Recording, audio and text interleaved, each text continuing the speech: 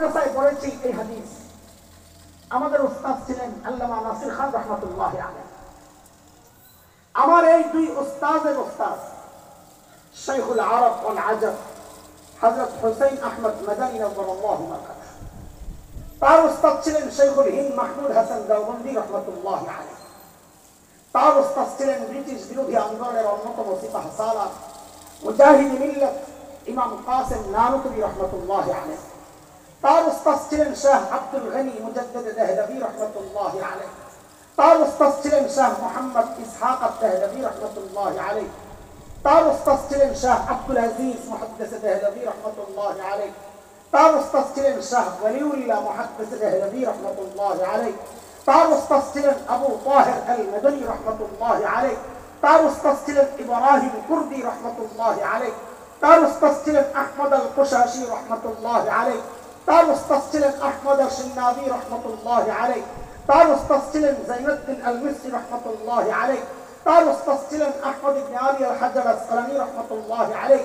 তার উস্তাদ ছিলেন ইব্রাহিম আত-তানুখি রহমাতুল্লাহ আলাইহি। তার উস্তাদ ছিলেন আবুল আব্বাস আল হাজ্জার রহমাতুল্লাহ আলাইহি। তার উস্তাদ ছিলেন আবু আলী আল-জুবাইরি রহমাতুল্লাহ আলাইহি। তার উস্তাদ ছিলেন আবুল ওয়াদ আস-সিদ্দি রহমাতুল্লাহ আলাইহি। তার উস্তাদ ছিলেন আবুল হাসান আদ-দাউরি রহমাতুল্লাহ আলাইহি। তার উস্তাদ ছিলেন আবু মুহাম্মদ আস-সারাখসি রহমাতুল্লাহ আলাইহি। তার উস্তাদ ছিলেন আবু আব্দুল্লাহ ফিরবি রহমাতুল্লাহ আলাইহি।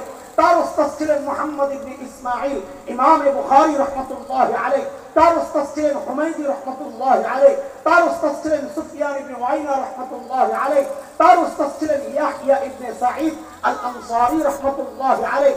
তার উস্তাদ ছিলেন মুহাম্মদ ইবনে ইব্রাহিম আত-তাইমি রহমাতুল্লাহ আলাইহি। তার উস্তাদ ছিলেন আলকামা ইবনে ওয়াক্কাস আল-লাইসি রহমাতুল্লাহ আলাইহি। তার উস্তাদ ছিলেন উমর ইবনে আল-খাত্তাব রাদিয়াল্লাহু আনহু।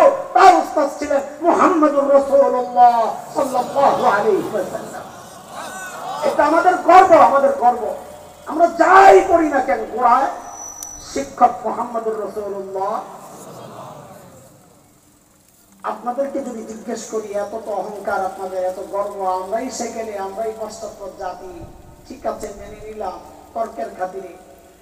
আপনাদের যেই লেখাপড়া এর গোড়ায় কে? দেখেন, আমি আবারও বলি, আপনাদেরকে কষ্ট দেওয়ার জন্য, খোঁচানোর জন্য, তাচ্ছিল্য করার জন্য আল্লাহ সাক্ষী এই কথাগুলো বলছি না, বলবো না।